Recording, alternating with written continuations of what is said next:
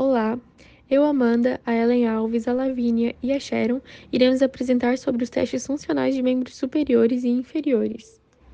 O nosso seminário irá contar com revisão dos testes de membros superiores e inferiores, a apresentação do artigo escolhido, como introdução, materiais e métodos, resultados, discussão e também a conclusão. No processo de avaliação fisioterapêutica, a análise funcional desempenha um papel muito importante ao fornecer informações sobre força, potência, equilíbrio, mobilidade e coordenação, além de habilidades essenciais para a qualidade de vida, desempenho e prevenção de lesões. Uma avaliação bem detalhada e rica em testes utilizados no dia a dia, das áreas específicas em fisioterapia, é capaz de elucidar com clareza a necessidade e a importância da correta avaliação dos pacientes, né? Dessa forma, é possível então compreender o paciente de maneira dinâmica, identificar como ele se movimenta e também as dificuldades que ele apresenta em suas principais necessidades. Os testes funcionais consistem em exercícios projetados para avaliar o desempenho do paciente. Esses testes examinam os alinhamentos biomecânicos e as posturas, além de verificar a presença ou a ausência de dificuldades na execução das atividades propostas. As atividades elas podem ser comparadas ao membro oposto, a avaliações anteriores do próprio paciente ou à média da população a qual ele pertence. Entrando agora nos testes funcionais de membros inferiores. No teste de balanço, ele é uma versão simplificada do teste SEBIT, e este teste ele é conhecido como teste Y, que tem como objetivo identificar problemas de instabilidade proprioceptiva e de déficit de equilíbrio, sendo realizado em 3 direções diferentes, que seria anterior, posterior médio e posterior lateral. A execução dele é realizado uma arca de 3 linhas ali no chão, partido de um ponto fixo. A angulação entre as linhas posteriores deve ser de 90 graus, entre as linhas posteriores e anteriores deve ser de 135. Mensurar também o comprimento do membro inferior do avaliado. O avaliado deve manter o apoio unipodal com as mãos na cintura, e o membro contralateral deve alcançar as direções marcadas ali no chão, e marcar a distância alcançada na fita. Esse teste ele tem que ser realizado um cálculo. O cálculo é o score composto, né, que seria a soma média da distância das 3 direções que o avaliado faz, vezes 100, dividido ali por 3 vezes o comprimento do membro inferior. Esse teste deve ser realizado no membro direito e no membro esquerdo. Bom, o segundo teste é o teste de descida de degrau, ou steep down test. Nessa imagem, foi um teste positivo, com valgo dinâmico e queda da pelve do lado oposto. Foi sugerido fraqueza dos músculos laterais do quadril. Analisa-se o ângulo formado entre o quadril, a espinha ilíaca anterosuperior, joelhos, ponto médio entre os côndilos femorais e tornozelo, pontos médio entre os malelos. No momento de maior flexão do quadril, para buscar a presença de valgo dinâmico. Na execução, o paciente ele permanece em pé, sobre um degrau, mãos na cintura, realiza ali 5 agachamentos unilaterais, encostando o calcanhar no chão, e realiza 5 repetições com os 2 membros inferiores. O artigo escolhido pelo grupo tem como título as propriedades psicométricas baseadas no desempenho dos testes funcionais em pacientes com patologias de ombro, uma revisão sistemática e meta-análise, com nível de evidência A1, publicado em 2020. Então, eu vou começar falando sobre o que o nosso artigo traz na introdução. E eles começam a introdução falando sobre a articulação do ombro propriamente dita, que é uma articulação que permite um grande arco de movimento, que permite uma grande ADM de todo o nosso membro superior, então tanto o ombro, como o cotovelo, quanto punho e mão. E é uma articulação bem flexível, tornando-se a articulação mais flexível de todo o nosso corpo humano. E é uma articulação que tem uma ADM de flexão de 0 a 180 graus, de abdução também de 0 a 180 e de extensão de 0 a 45. Porém, por apresentar essa grande amplitude de movimento de todo o nosso membro superior, ela é uma articulação que está mais suscetível a lesões e é uma articulação mais instável.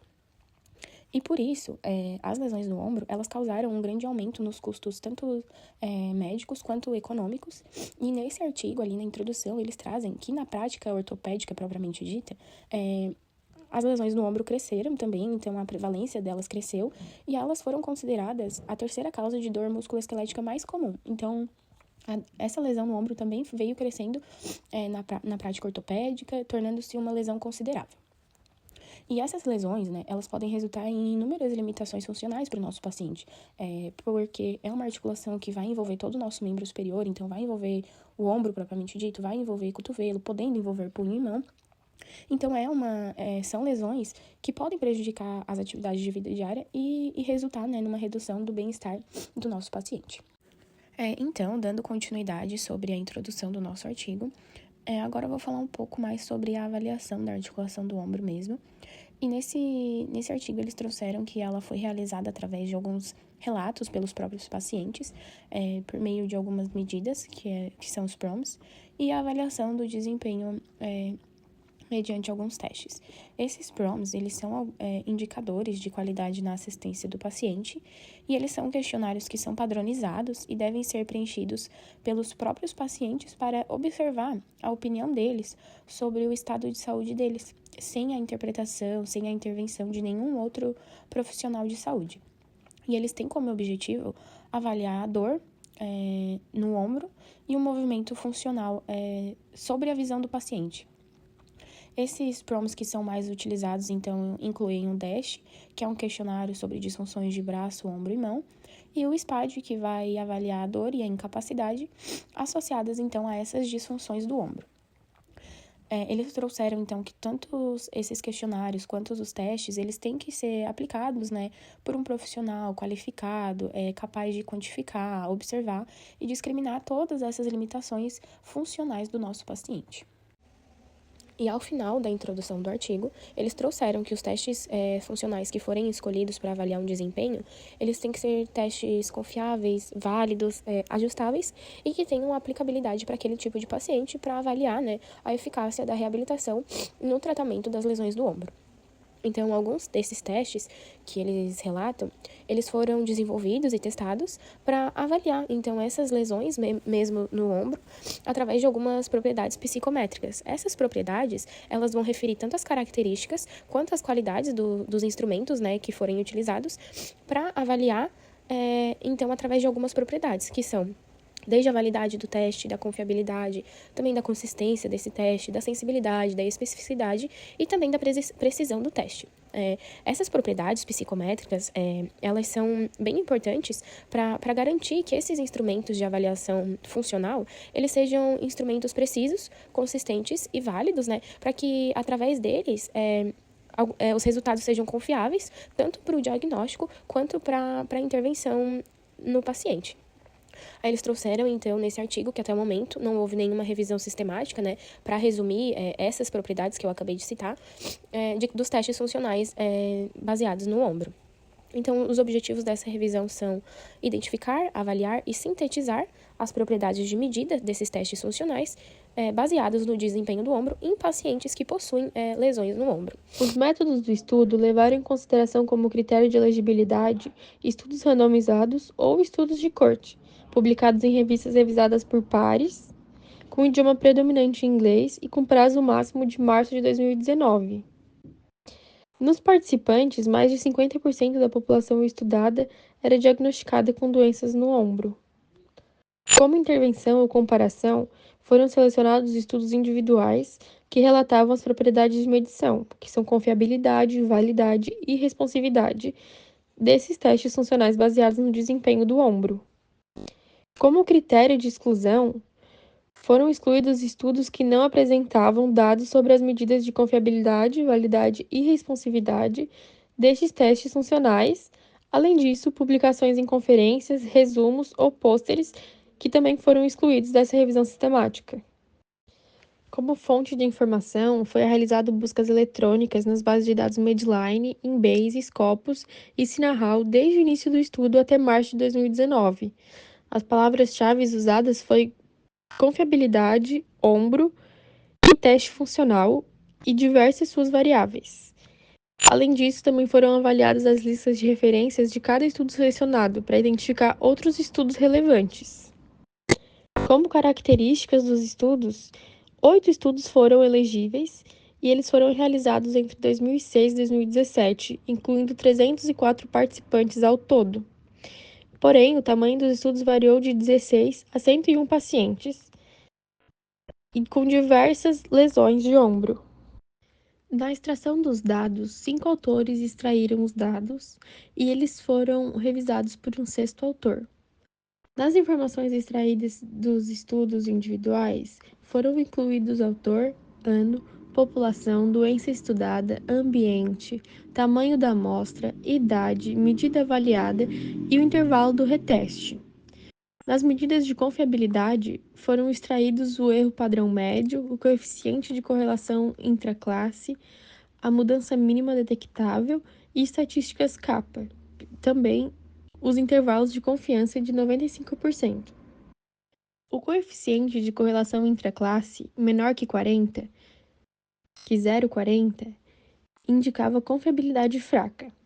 Entre 0,4 e 0,75 indicava confiabilidade moderada boa. E o ICC maior ou igual que 0,75 indicava confiabilidade excelente. Nas estatísticas capa, que avalia a concordância entre os avaliadores, foi interpretado como menor ou igual que zero a ausência de concordância, de 0,01 a 0,2 nenhuma ou ligeira, de 0,21 a 0,40 razoável e de 0,41 a 0,60 como moderada. Também de 0,61 a 0,80 substancial e de 0,81 a 1 como concordância quase perfeita. Nas medidas de validade foram determinados os tipos de validade avaliados, podendo ser criterial, concorrente, de construção, consistência interna, grupos conhecidos ou desconhecidos, e o coeficiente de correlação correspondente juntamente com os intervalos de confiança de 95%. O guia de Evans também foi utilizado para quantificar a força dessa correlação. Nas propriedades de responsividade foram extraídos tamanho do efeito, média padronizada de resposta, diferença clinicamente importante ou diferença clinicamente mínima importante e o seu método de estimativa, e também métodos ancorados ou baseados na distribuição e intervalos de confiança de 95%. Para auxiliar a tomada de decisão clínica, foram usados valores de referência apresentados por Coren, que podem ser trivial, pequeno, moderado ou grande. E em caso insuficiente de relatos, um dos escritores entrou em contato com os autores dos estudos por e-mail e solicitou mais informações. Na avaliação da qualidade, os estudos incluídos nessa revisão foram avaliados por 6 autores independentes para determinar a qualidade das evidências disponíveis, utilizando principalmente as diretrizes COSMIN de 2018 para revisões sistemáticas. A primeira etapa avaliou a qualidade metodológica dos estudos individuais sobre uma propriedade de medição, usando a lista de verificação de risco de viés COSMIN 2018. E esses estudos individuais eles foram classificados como qualidade muito boa, adequada, duvidosa ou inadequada. Já na segunda etapa, os resultados dos estudos foram examinados em relação aos critérios utilizados para as boas propriedades de medição. A avaliação dos resultados desses estudos foi classificada como suficiente, insuficiente ou indeterminada. Já na etapa final, o resultado geral foi examinado usando uma abordagem modificada da GRADE, que é um sistema utilizado para graduar a qualidade das evidências e a força das recomendações em saúde, avaliando viés, inconsistência, imprecisão e também indireção. Na síntese dos resultados, foi utilizada uma síntese qualitativa para relatar os resultados. Então, foram identificados 6 testes. Os principais resultados dos estudos individuais, eles foram resumidos com base nas medidas psicométricas avaliadas, já ditas anteriormente, que foram confiabilidade, validade e responsividade, e também as classificações de qualidade dos estudos. Sobre os resultados, então, deste estudo. A pesquisa resultou em 463 artigos. Após a retirada das duplicatas, restaram 228 estudos que foram triados pelo título e resumo, restando então 18 estudos selecionados para revisão do texto completo. Destes, 8 estudos foram considerados elegíveis para esse estudo. Sobre a característica dos estudos. Os estudos incluídos foram bem variados entre si, incluíram então pacientes com lesão de manguito rotador, com síndrome do impacto do ombro, com tendinite, capsulite adesiva, fratura, entre outros. Somente um estudo que incluiu pacientes que não possuíam diagnóstico, mas os demais estudos foram bem variados. Sobre a qualidade metodológica e a propriedade de medição dos estudos. A qualidade metodológica de artigos individuais sobre uma propriedade de medição, ela foi examinada utilizando uma lista de verificação de risco de viés. Então, os estudos foram classificados como de qualidade muito boa, adequada, duvidosa ou inadequada. Os resultados dos artigos individuais sobre uma propriedade de medição também foi examinado em relação aos critérios atualizados do COSMIN 2018 para boas propriedades de medição. Além disso, a avaliação dos resultados foi classificada como suficiente, insuficiente ou indeterminada. Então, sobre os testes baseados em desempenho.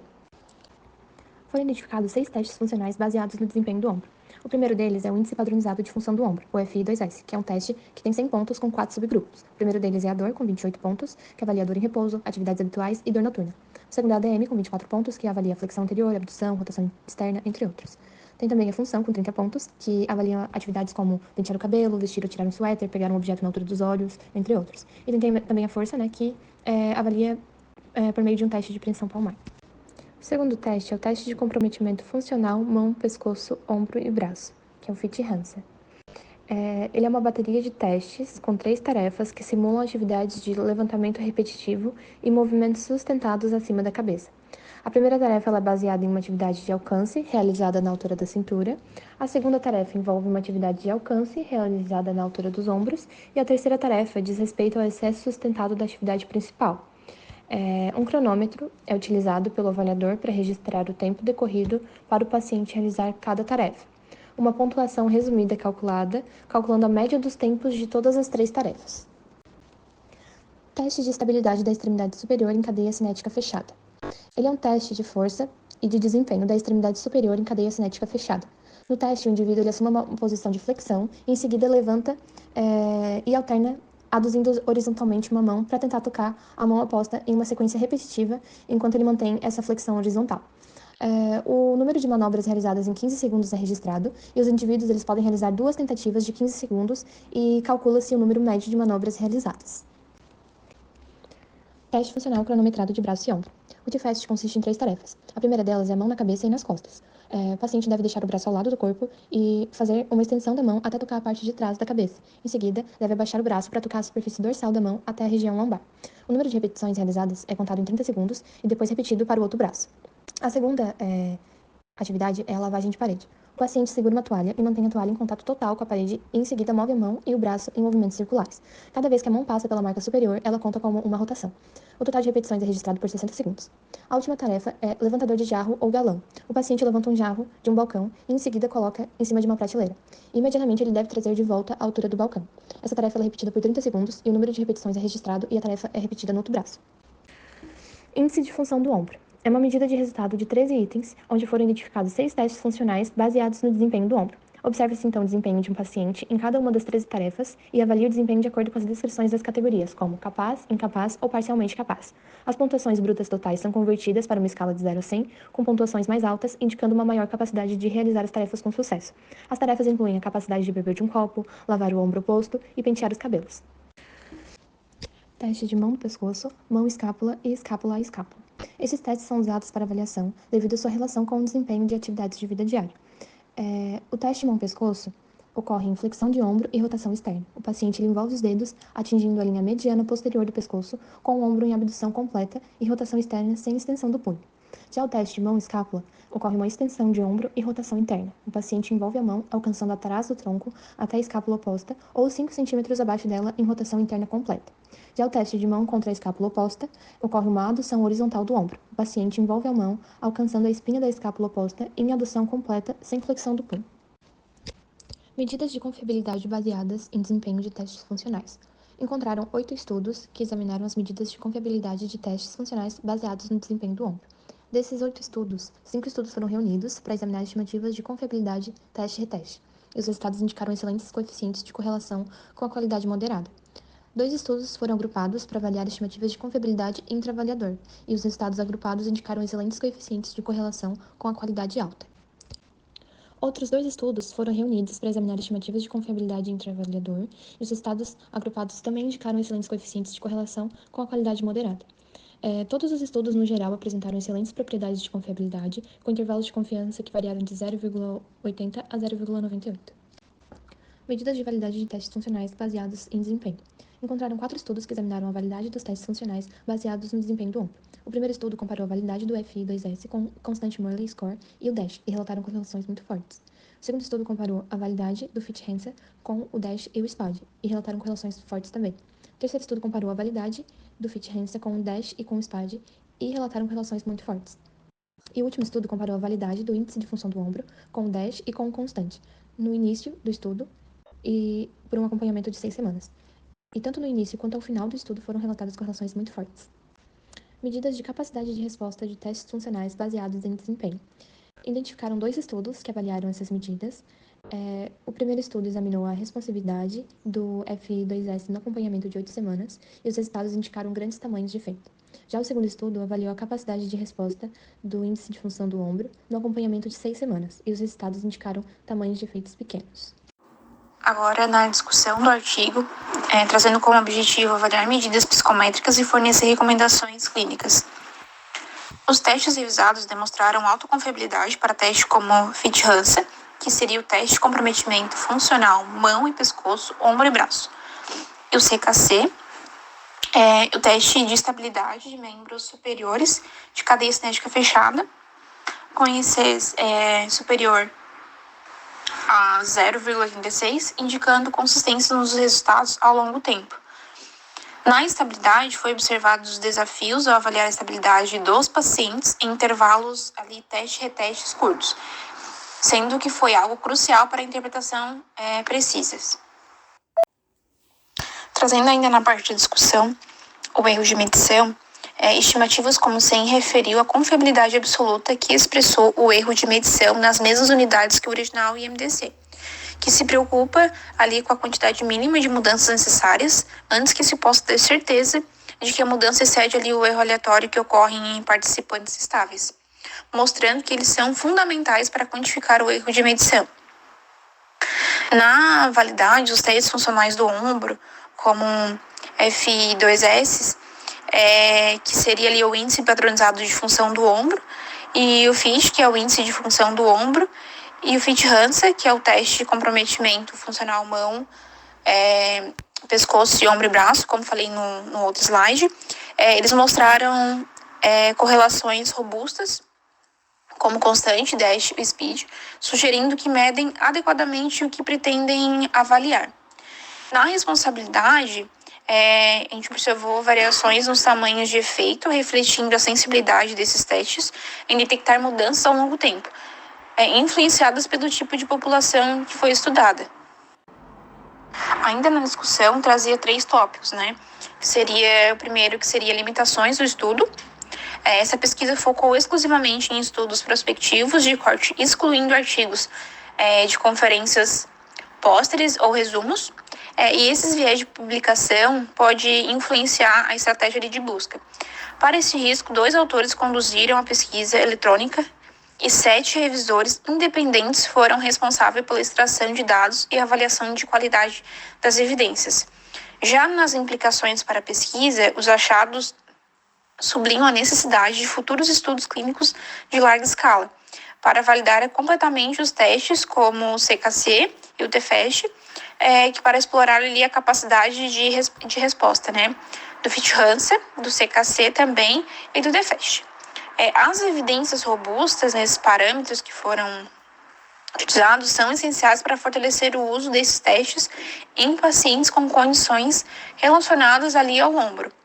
Já na implicação da parte para a prática, como resultado dessa revisão sistemática, oferecer uma análise crítica das propriedades psicométricas dos testes funcionais do ombro e foi encontrado consistentemente alta confiabilidade e validade para os testes como o F2S ali, o FIT-HANSA e o SFIT, sugerindo ali sua aplicação clínica robusta. Foi recomendada ali a consideração desses instrumentos na prática diária, adaptando as necessidades individuais dos pacientes para avaliação precisa e eficaz. Já na parte de conclusão, traz ali que o primeiro teste e o SFIT ali demonstraram alta confiabilidade, validade robusta e responsividade em pacientes com doenças do ombro. O FIT-HANSA também se mostrou confiável e válido para avaliação funcional. Tanto o CKC quanto o TFEST, eles exibiram excelentes medidas de confiabilidade e esses resultados reforçam a importância desses testes como ferramentas eficazes na avaliação e monitoramento dos pacientes com condições relacionadas ali ao ombro, que oferecem ali o suporte para sua aplicação na parte clínica. Essas aqui são as nossas referências que a gente utilizou para fazer esse trabalho. E o nosso muito obrigada.